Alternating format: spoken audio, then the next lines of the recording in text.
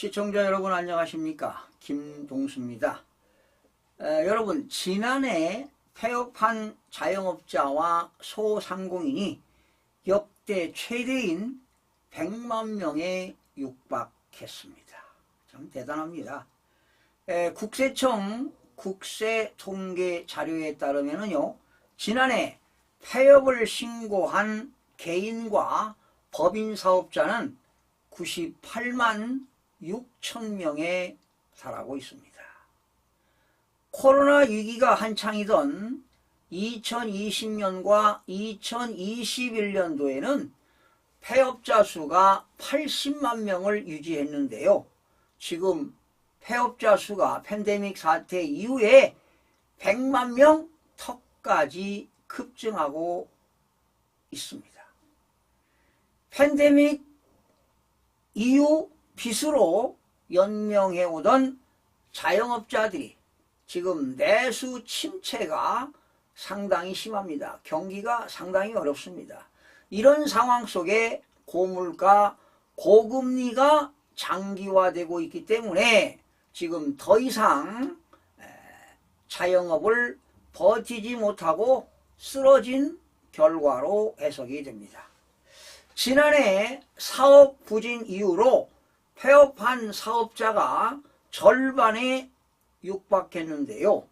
주로 영세 자영업자들이 많은 음식이라든가 소매업 그리고 서비스업에 종사하는 사람들의 폐업자가 무려 70% 가까이 몰려들고 있다고 합니다.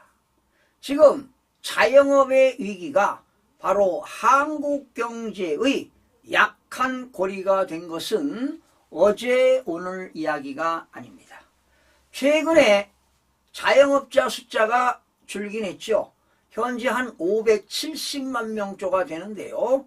우리나라는 전체 취업자 중에 자영업자 수가 지난 2001년입니다. 23년 전만 해도 28%를 차지했는데 2023년 작년에는 자영업자 수가 20%까지 하락을 했습니다. 사실은 가면 갈수록 전체 취업자 수에서 자영업자 수가 줄고 있긴 하지만은요, 다른 나라에 비하면 우리나라는 훨씬 더 높습니다.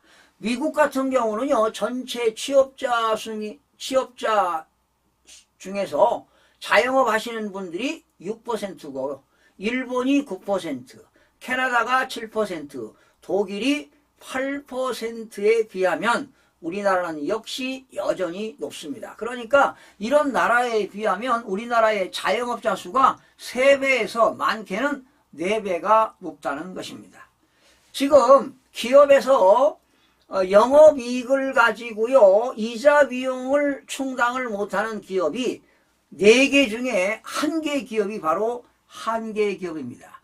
이러한 한계 기업들이 기업 구조 조정을 하게 되면 한참 경제활동에 정말 최고의 일을 할 사람들이 40, 50대 아닙니까? 그런데 이런 40, 50대가 조기에 직장을 떠나기 때문에 그들이 대거 생계형 창업에 나서고 있다는 것입니다.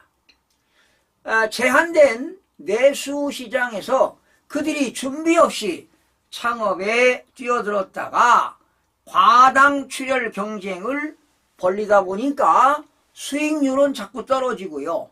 급기야 빚으로 버티다 결국은 폐업으로 내몰리는 그러한 구조가 되겠습니다. 심각한 것은요, 공급 과잉입니다.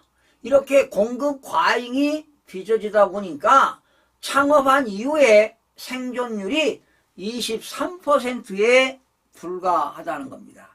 그러니까 창업을 하게 되면 거의 5년 안에 70% 이상이 다 폐업을 한다는 것입니다.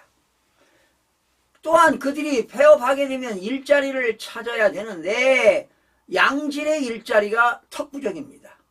또한 청년부터 베이비 부모까지 세대를 가리지 않고 이들이 창업하려면 주로 뭡니까? 영세업자들이 하는 게 치킨집, 맥주집, 분식점 이런 소규모 자영업을 앞다투어 뛰어들고 있는 것이 현실 아니겠습니까?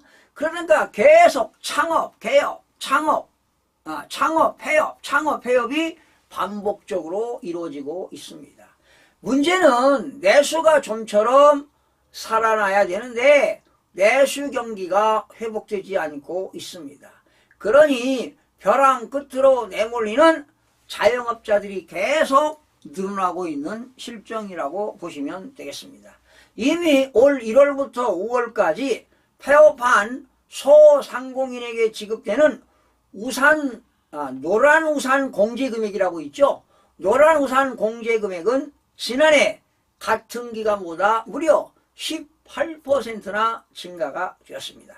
노란 우산은 자영업자들의 노후 보장을 위해 마련된 일종의 퇴직금인데요. 이마저 이러한 노란 우산 공제를 깨는 이들이 급증하고 있다는 것입니다.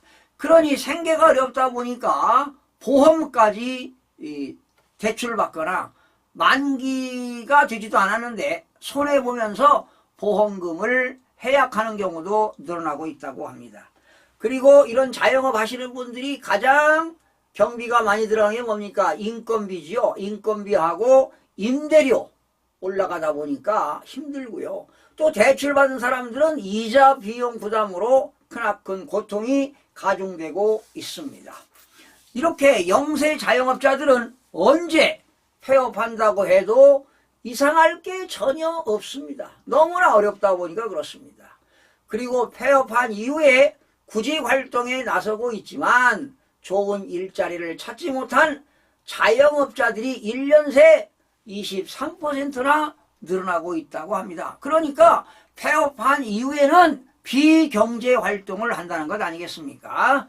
폐업 기로에 놓인 자영업자를 위해 정부가 좀 대출 부담을 줄여주고 전기료라든가 특히 배달비 같은 고정비를 지원해 주는 것도 필요하지만 지금 과포화 상태인 자영업자들의 경쟁력을 높이기 위한 근본 대책이 절실히 요구되고 있는 상황입니다. 그래서 여러분들이 어떤 개업을 할 때는 사전에 정말 준비를 많이 해야 됩니다. 그 지역의 유동인구, 시간별로 유동인구, 그리고 매출액이 어느 정도 되어야 고정비와 또 유동비 여러 가지 비용을 공제하고도 어느 정도 이익을 남길 수 있는가, 이러한 시장조사를 철저하게 해야만이 운영이 되지, 그렇지 않고서는 개업과 동시에 손해보는 일들이 상당히 많습니다. 그래서 1, 2년 하다가 폐업하는 경우도 비일비재합니다. 철저한 시장조사가 필요할 때이고요. 앞으로 이런 자영업자들도 사업하기가 갈수록 힘들어지고 있습니다. 이제 경쟁력을 키우기 위해서는 철저한 시장조사와 여러분들이 그런 어떤 운영의 철칙과 또 남들이 못하는 그런 아이디어를 개발해서 자영업을 해야만이 성공할 수 있는 그런 시대가 된 것 같습니다. 시청해주신 여러분 고맙습니다.